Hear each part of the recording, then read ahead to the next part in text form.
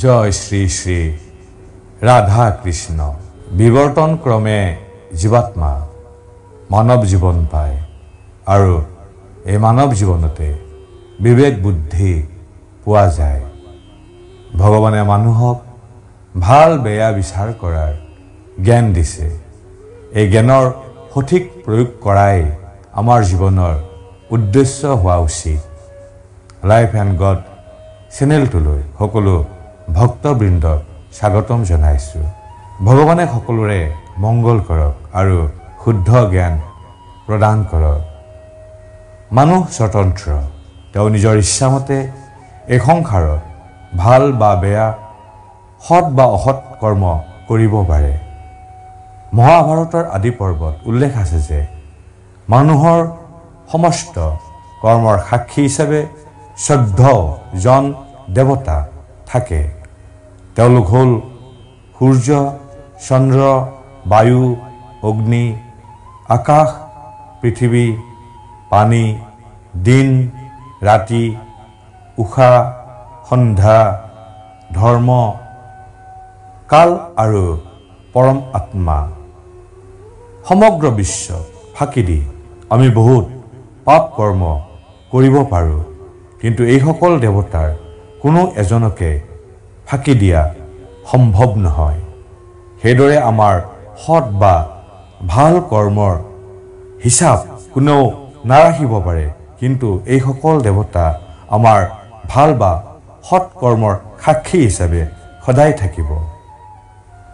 মানুহৰ সমস্ত পাপ পুণ্য কৰ্মৰ হিচাপ ৰক্ষক হ'ল চিত্ৰগুপ্ত। তেওঁ যম ৰাজৰ কৰ্ম সচিব। পাপ তিনি প্ৰকাৰ: শাৰীৰিক পাপ, পৰহিংসা, চুৰি, পৰস্ত্ৰী সংগ আদি; বাচিক পাপ, অসৎ প্ৰলাপ, নিষ্ঠুৰ বাক্য প্ৰয়োগ, পৰদোষ কীৰ্তন, মিছা ভাষণ আদি; আৰু মানসিক পাপ, আনৰ বস্তুত লোভ, আনৰ অহিত চিন্তা কৰা আৰু বেদ বাক্যত অশ্ৰদ্ধা। এই তিনিবিধ পাপ কৰ্ম সযত্নে এৰাই চলিব পাৰিলে মানুহে ইহলোক আৰু পৰলোক উভয়তে সুখী হ'ব পাৰিব। ভীষ্মদেৱে যুধিষ্ঠিৰক এই উপদেশ ও নিৰ্দেশ দিছিল।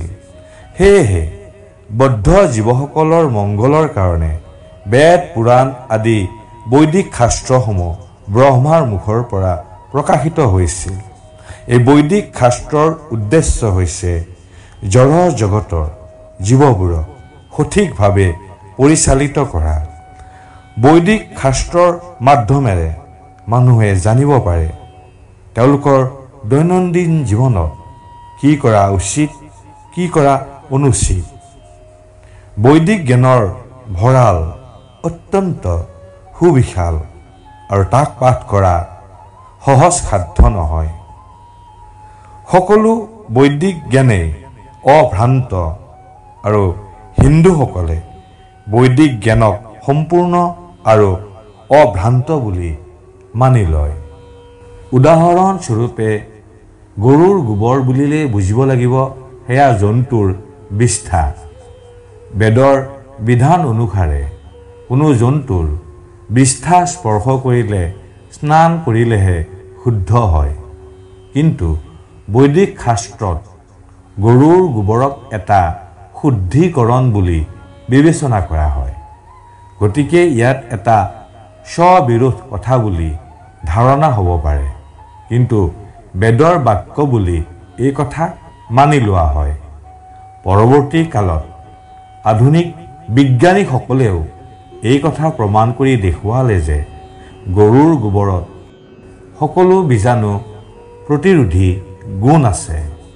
গতিকে বৈদিক জ্ঞান হ'ল পৰিপূৰ্ণ জ্ঞান, কাৰণ এই জ্ঞান সকলো সন্দেহ আৰু ভ্ৰমৰ অতীত। আৰু ভগৱদ গীতাই হ'ল সমগ্ৰ বৈদিক জ্ঞানৰ সাৰ।